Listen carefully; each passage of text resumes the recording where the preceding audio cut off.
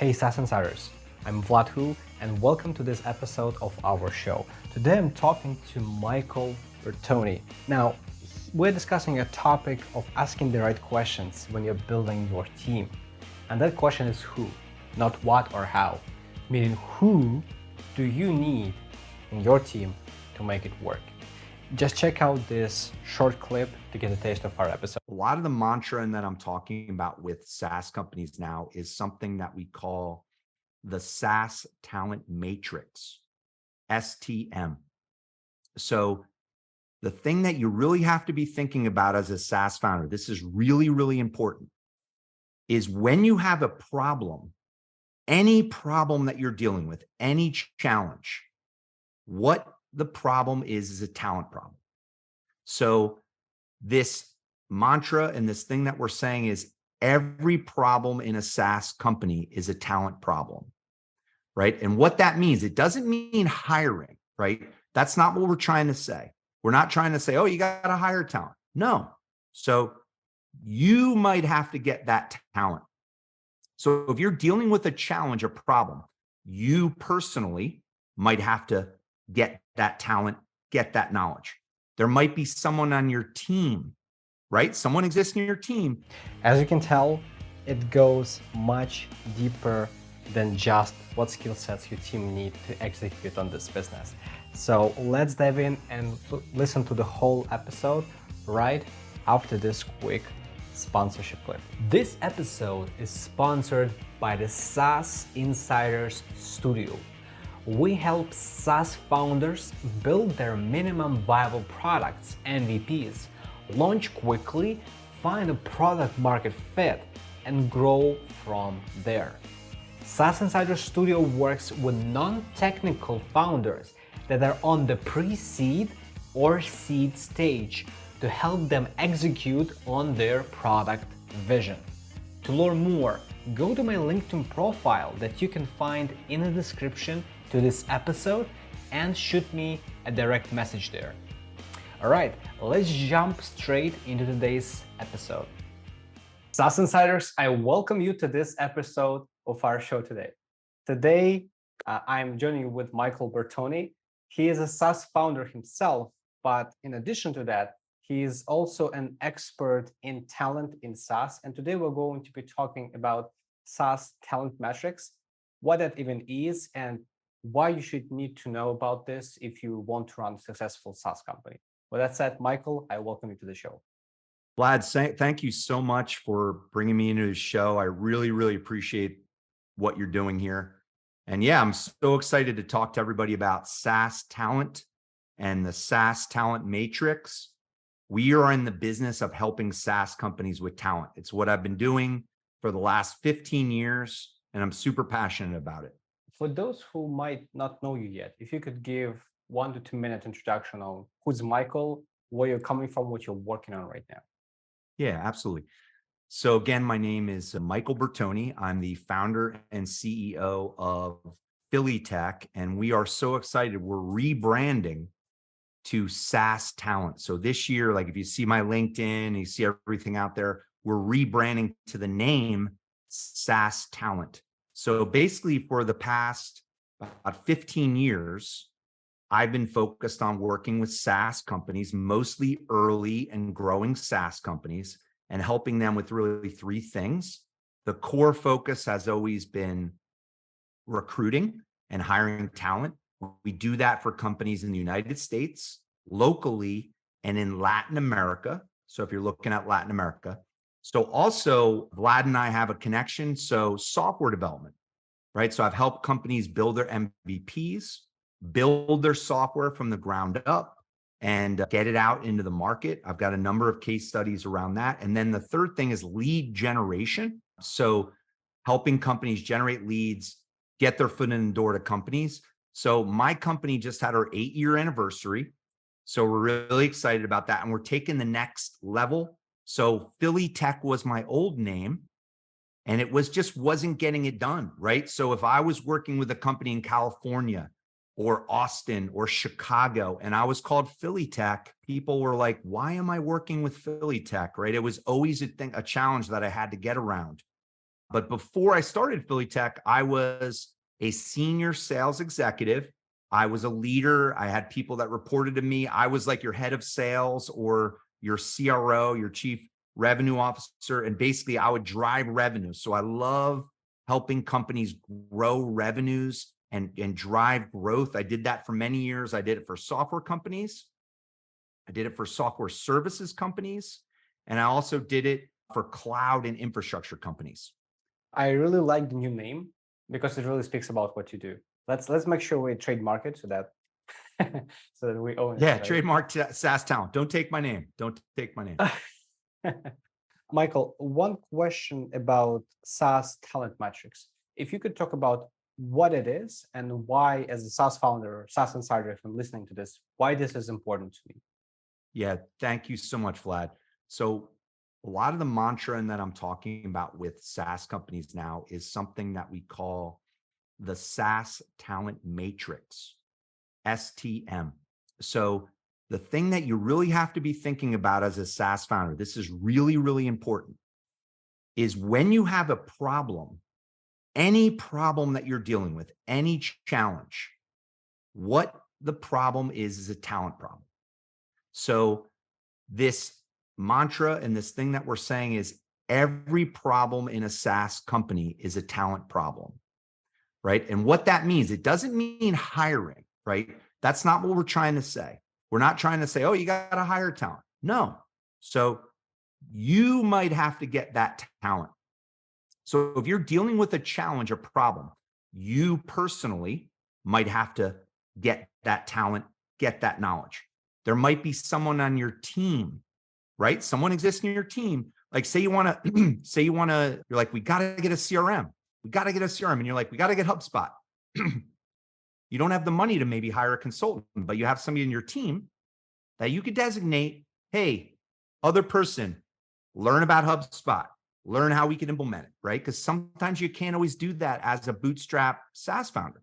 So it's your own talent. It's somebody in your team. The other thing is fractional. This is a big thing, Vlad, for people listening. You don't always have to pay a fractional. Let me say that again. You could get an advisor on your team that you don't have to pay all the time. You could ask them questions when you need. So what does that mean? What does that look like? Say you need sales expertise. You're like, you don't know how to sell. You don't know how to license your product, right? This is a big challenge in SaaS companies. You can engage with a CRO or a sales leader and just say, hey, you could first just say, can you help me when I need help? You don't have to pay these people. I do it. Just go out and ask people in the industry. You find SaaS executives, people, and just say, hey, when I have a question, can I ask you for help? And think about who you are. You're a SaaS founder who potentially is going to grow, build a great company. A lot of times these people just help you for free, right? Then fractional that you pay, right? Then outsourced. You outsource some work to Vlad, right? Vlad will help you build your MVP, right? That's like an outsource situation. Then it hire. So every SaaS problem is a talent problem. It's, again, your own problem that you got to solve. It is somebody in your team. It is the fractional that you don't pay, that you just ask for help. You ask questions. It is someone you pay that's a fractional. It's an outsourced relationship, or it's a new hire. Does that make sense, Vlad? Well, I think it does to me. That's for sure. So basically, what you're saying is every problem in the SaaS company is a talent problem, meaning there's someone that's lacking either time or talent to deal with particular part of what your company is doing. Exactly. And what we do is we fill those gaps. We fill those gaps for clients, right? So we help them hire talent. We help them find fractional. We help them find outsourced. So when a SaaS company that I'm talking to is telling me about a problem, most of the time it's a talent problem because they know that we're recruiting and talent agency, and then we help them find the ideal fit talent for those companies, right? So to drill down one level deeper into the question of the SaaS talent matrix, let's talk engineering. Say you're looking for an engineer on your team, and your stack in your shop is Node.js, it's React, right? It's AWS in the back end. You're obviously going to want to be targeting. This always happens, right? During a podcast, you can't talk, but you're always going to be targeting these people, right? These exact fit people. Then you want to say, can I find someone in my domain, right? That's working in my domain as an engineer, right? That understands, can come into my MarTech, AdTech, FinTech, something, and actually understands my tech as well, right? So does that make sense, Vlad?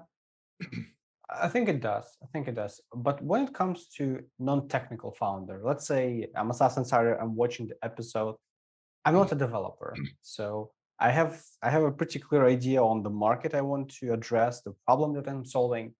I don't know how to code. So the question is, and I'm a solo founder. So the question is, how do you navigate the situation when it comes to building an MVP? Right? You can of course learn how to code yourself. The question is, how much time do you have? Right? So where's this balance of how do you move efficiently if you are in this situation? Yeah, absolutely. Great question. So when you are a SaaS founder, or you have an idea for a product, right? First thing that you have to think to yourself is how much budget. That's number one. So you've got to be thinking, what's the budget? Do I have any budget at all? Do I have a limited budget of, say, to build an MVP, just so everybody on the phone on this call is listening. To build an MVP, you got to be thinking at least, maybe the minimum is 10K. Minimum is 10K, right? But then you got to iterate on that product, right? So you first got to be saying, what can I actually pay? 10K is like your starting point. Then you go from there. But if you really want to build a product right, you got to be thinking like $50,000 to $100,000. And then you got to be saying, do I even have that money? Right. And then you have to start evaluating different ways to do it again. Do you have somebody in your local region who you could partner with that might build for equity or a small amount of money? Right. Do you have an outsourced company like Vlad's company that could help build your MVP for you, and do it for a great cost because he's got resources in the US and in Ukraine, right? Do you hire someone? It's hard, right? It's hard to think about, but first you need to be thinking, how much budget do I have? And you have to be thinking that once we build an MVP, it's not going to stop. Like I'm not going to give Vlad $10,000 and then he's going to build it and then like it's just stopping. The product continues to go, so you got to continue to fund it. So you got to be thinking like 10,000 a month, right? You got to be thinking minimum, can I spend 10,000 a month on this, right? Because you're going to have Vlad's time, you're going to have maybe a lead, you're going to have a QA person, right? You need to be thinking minimum almost like 10K a month. Okay. Sometimes when I'm talking to founders, right, there are two things. You need to either have resources or have access to those resources. And when I'm saying, I mean either having basically the money and the budget yourself, or having connections with people who would be interested to participate, maybe as an investor. So sometimes I don't want this to get like a limiting belief for most founders listening, in a way that if I don't have in my right pocket right now a stack of $100 bills, that's over for me. I want to make sure that it's clear. Like we need to either have resources or access to resources so that we can get into that. Right. Resources or access to resources, or companies that, again, most companies out there don't have a lot of budget, right? They just don't have like, now people that are maybe coming to Vlad's podcast here, maybe you have an idea or you have something. So you got to be thinking like, you got to be thinking about my spend and what can you spend, and then getting access to talent locally, internationally, that sort of thing. So Vlad is located in Austin, right? So I know there's a lot of startups in Austin, right? So if you're in Austin, listening to this, right? You reach out to Vlad, right? So it's like you like because he's in Austin, you could actually see him. You could talk to him. On a side note about Austin, the weird thing is when you are just coming to some tech hub before that, like you're used to explaining people what SaaS is. When they ask you, like, what do you do for a living? Oh, I work in SaaS. So what is SaaS? And when you're in tech hub like this, you just have your dog walking. I have a dog. And when you talk to someone, well, hey, that's a nice dog. What do you do for a living? Oh, I build SaaS. And before I jump into explaining that, I'm like, oh yeah, I'm a SaaS founder as well. I'm like, Right. every second person either works in SaaS or runs a SaaS here. So that's interesting. That's an That's interesting cool. observation. Yeah. Austin's a great, I mean, it's a great tech hub. I mean, you have great tech hubs all across, right? All the major cities, but Austin has, especially with South by Southwest that just came through there.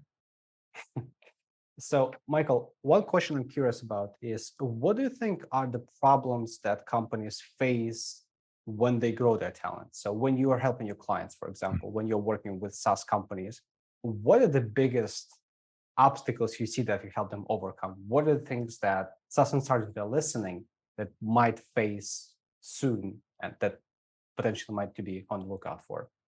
Yeah, absolutely. I mean, you have to invest time in working, so you have to be working with these people and investing time in their growth.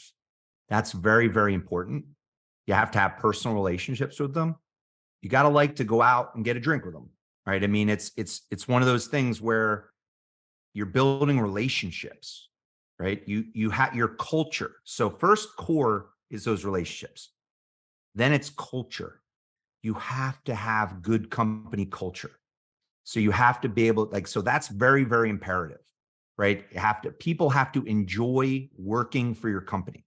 If you feel like they're not enjoying working for your company, you're going to have problems. You're going to lose them. You're going to have retention issues. Culture, right? So relationships, then culture, then perks, right? I call them perks.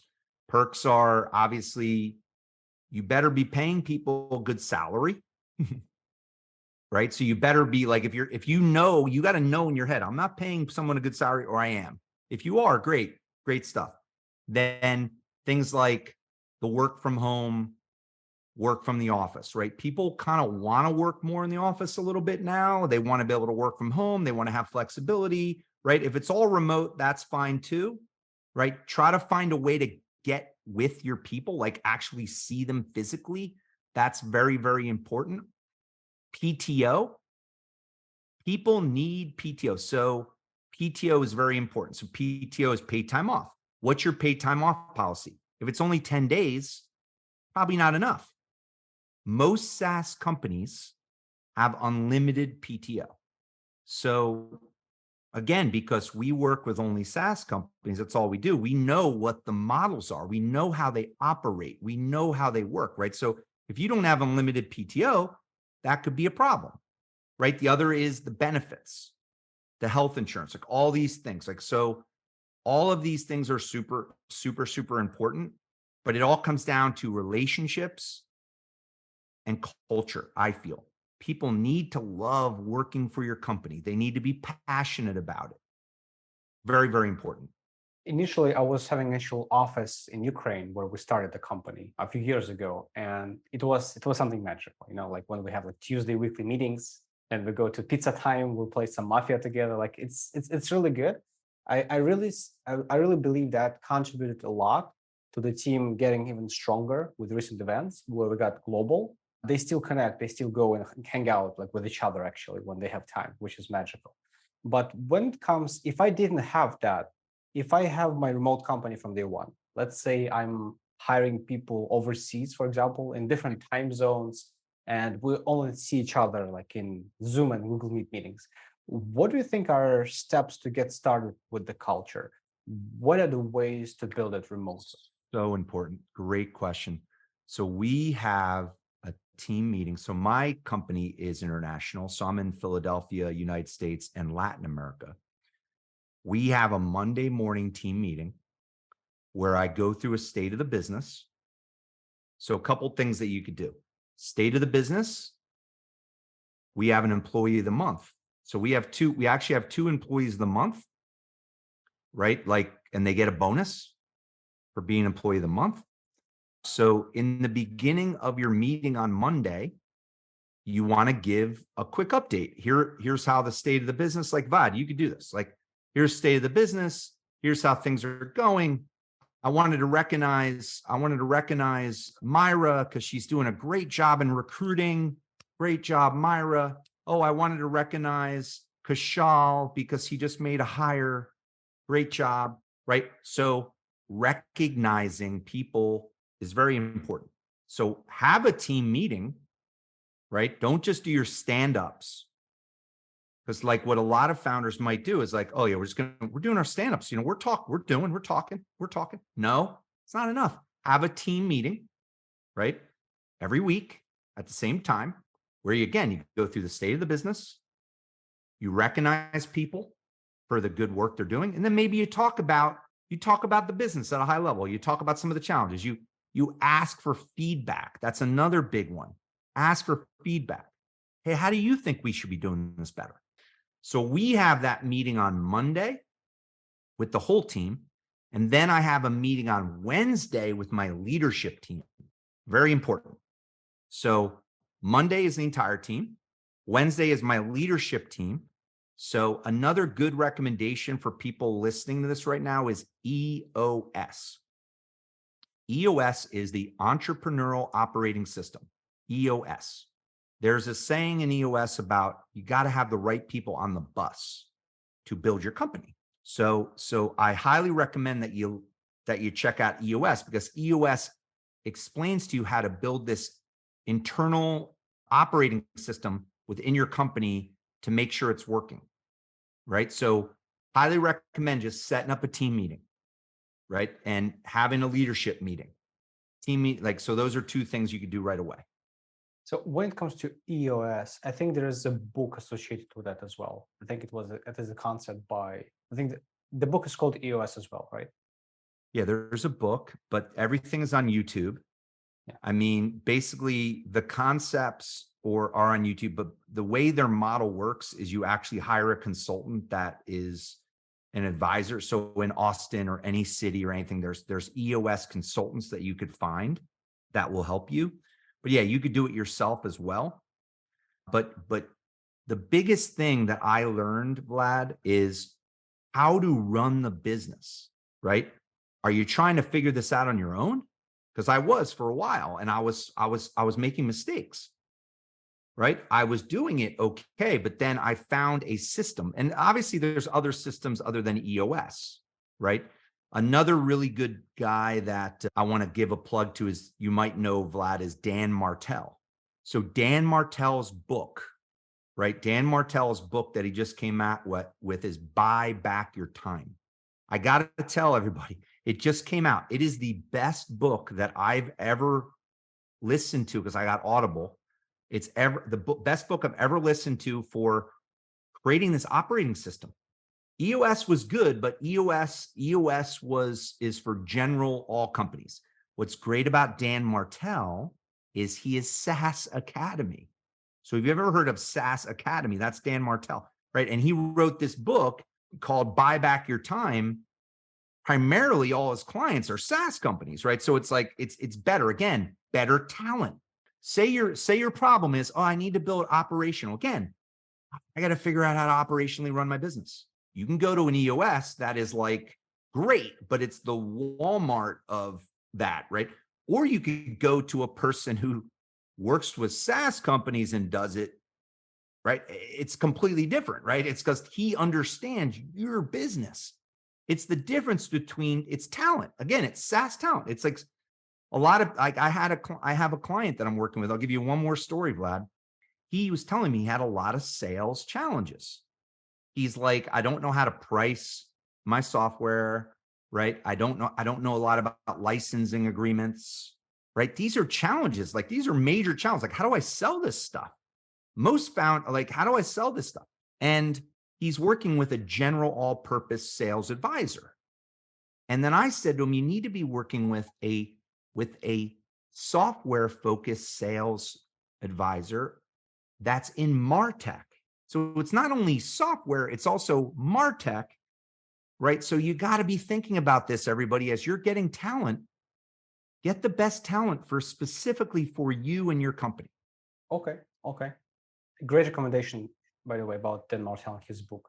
As a SaaS insider, I'm listening to this. So we saw EOS, Buy Back Your Time by Dan Martell. Are there any other, let's say, maybe literature, inspirational speakers? Well, I mean, I'm pretty sure you have a lot of content on that as well. So to SaaS insiders, I recommend watch Michael Bertoni's channel. We'll be putting links in the description. But in addition to that, what are the other resources that you think SaaS insiders would benefit in a great way to push them forward in their SaaS game? Yeah. So Miracle Morning. So you want to change your whole life and company. So again, I have a lot of philosophies. One is if you have a good morning routine, you will have a good day. You will have a good week. You will have like every morning, if you have a great morning routine. So there is a book called The Miracle Morning. The entire audiobook is on YouTube. I mean, you don't even have to buy it. Like you just go to YouTube and type Miracle Morning, like the whole audiobook is there. No excuse. No No excuse. excuse, right? So you usually let me explain to you about my morning routine. So I get up in the morning. First thing I do is I hit the shower and I take a hot, cold shower, right? Take hot, cold, and I actually do a yoga routine, stretching routine in the shower. I've got a big shower. So I do this light stretching thing. Then I get out and meditate, right? Then I eat a small meal, I have my coffee and my vitamins. Then I get a workout, right?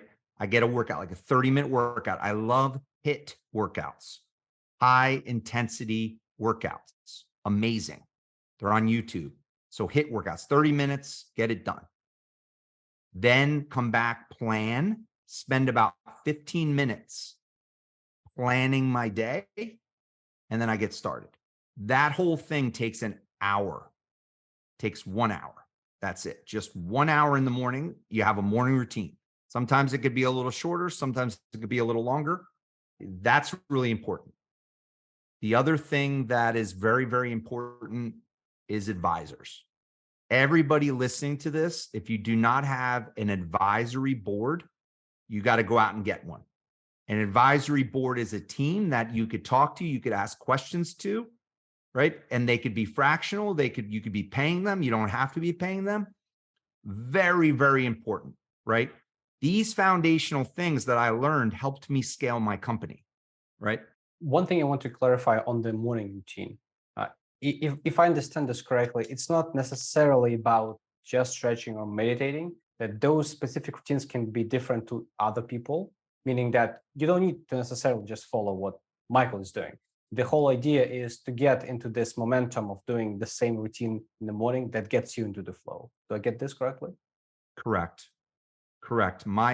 Here's the thing. In order to get the mind going, right? We have this again. I have a lot of Eastern meditation in me from my background. You have to get your body moving, right? You have to be in good shape, right? You have to so you don't have to do all these things. You could just maybe get up and do 25 jumping jacks, right? Like you gotta get moving. Like you have to get your body moving in the morning, right? You have to get into what you're doing, right? So I have a series of these things. So it's physical, like again, the light stretching, the shower, right? Then the meditation, the mental, get the meditation going right, right? And then for me personally, I'm very hyperactive. I've always worked out. I've worked out a lot, so I need to work out. Like I need to go work out. So you don't have to do everything, but the Miracle Morning teaches you that you should have a morning routine, right? So you want to have that morning routine. Outside of that, are there any other, you think, book recommendations, inspirational speakers, anything else that the founder will benefit from? Yeah, I have this audio video on YouTube that I listen to probably a few times every week. It's the Joe Rogan. So one of the things that's cool about YouTube, if everybody knows this, it's an algorithm and it kind of picks up on what you like and what you don't like. So Joe Rogan motivation, right? Dr. Joe Dispenza. Oh my gosh. Dr. Joe Dispenza helped change my life. It's more the meditation, right? So that meditation piece. So his book, Being Supernatural. And I'm really big into this. However you feel about yourself is I feel we're all gods. So if you feel in your religion or whatnot that you were born from a higher power, right? The idea is we're all gods. We all can create amazing things, right? And the other thing, the guy who, gosh, what's his name again? There's one other person that I listen to that's amazing. I can't remember his name right now, but you have to have an aim, right? You have to have an aim. So Joe Rogan is one, right, that I listen to. All you have to do in YouTube, so everybody, to make it easy, is you type in Joe Rogan motivation, right? You talk Joe Dispenza, Dr. Joe Dispenza, like everything's in YouTube, right? You don't even have to get their books. You just listen to YouTube, their YouTube stuff, right? Okay. The other person that I really like is, who again is there's so many good speakers out there. Who's the host of Family Feud again? He's a black gentleman. I can't remember his name, but he has these videos that he does, these motivational videos that he does online. They are amazing. Steve Harvey. Oh my gosh. Steve Harvey has these motivational talks that he does before Family Feud episodes. You're like, what is this? Like, the first time I saw it, I was like, what is this? Like, and then his stuff is so good, and it's all short and to the point. Okay. Well, I mean, by the way you're telling this, it means like we can basically pick up a lot of things from people who are like unrelated to SaaS in particular, or the particular digital business, right? It's just about paying attention of what successful people do to succeed. And sometimes it's not only about, that kind of small hack in lead gen, small hack here, small hack there. It's also a lot about your identity and kind of the framework of how you see things. I found it. Okay. The last person that I listened to is Jordan Peterson. So Joe Dispenza, Jordan Peterson, Joe Rogan, so Jordan Peterson, I listen. So you got to have an aim. So every day when I wake up and I finish my morning routine and I get to my notebook, the first thing that I write in my notebook every morning on Monday is number one resource for SaaS talent. My vision is to be the number one resource for SaaS talent. Mm-hmm. So that's my vision. Like, that's literally the vision for what I want to do in my life. So everybody listening to this, you have to have an aim. You have to be aiming towards something. Jordan Peterson says this all the time. We are aiming creatures. Everything gets set up around your aim.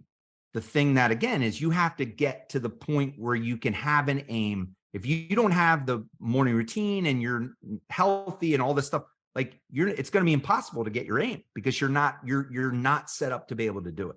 Michael, one thing I always like to ask my guests is, let's say, how do we identify the biggest idea out of our conversation? So let's say if I'm a SaaS insider, I'm listening to the episode and I can only take away one big thing. Let's say I forget about everything else. Just one big thing I can take away from this episode.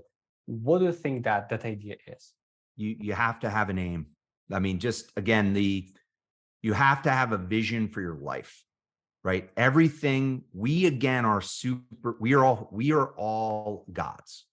We have the ability to manifest our destinies. We do, right? You have to say, where do I want to go, right? So what do I want to achieve?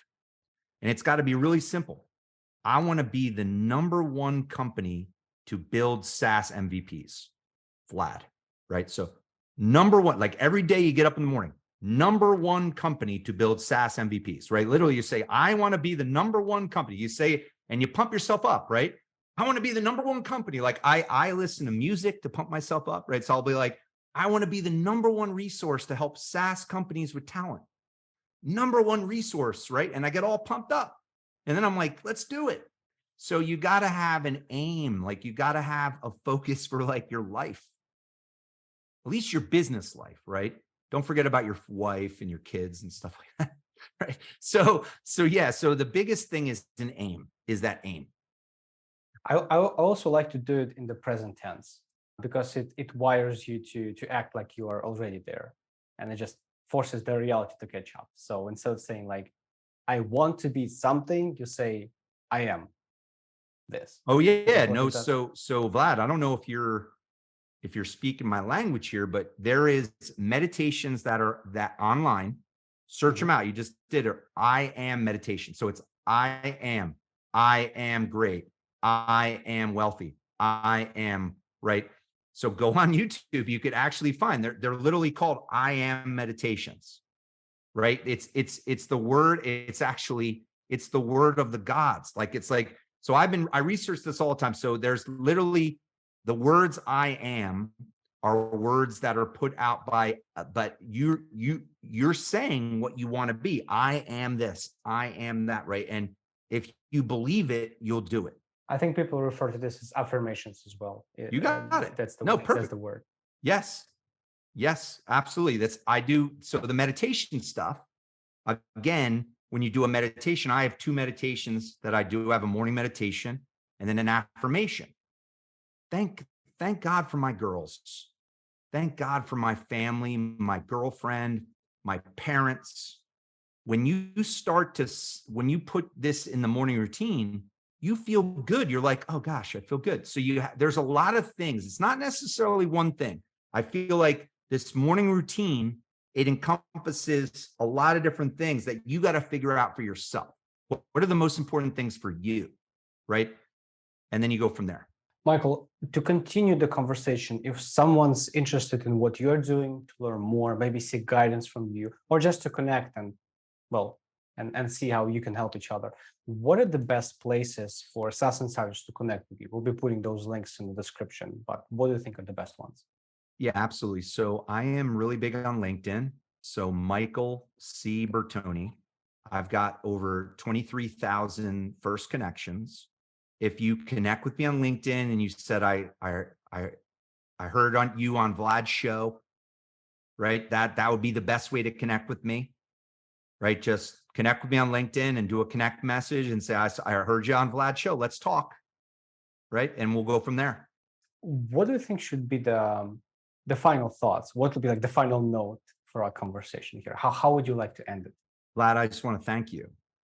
Right. So I reached out to Vlad, right? And so I have a little bit of a focus right now on I'm changing the name of my company to SaaS Talent. One of my strategies is to talk to podcasters and start to get it out there, right? And start to use that. So I wanted to thank you because I reached out to you. You didn't know me, and you're like, we're connecting now, right? We're getting to know each other. So I wanted to say thanks for giving me the opportunity, really from the bottom of my heart. I really appreciate it. And I'm looking forward to working with you. So we had talked about, I would love to meet with you, Vlad. Just set up another meeting in my calendar, right? Like, so I'll send you a note. Basically, let's talk about lead gen. Let's help you with lead gen, and we'll go from there. Michael Bertoni, everyone.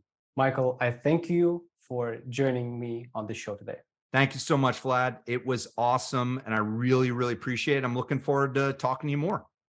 SaaS Insiders, we will see you in the next episodes.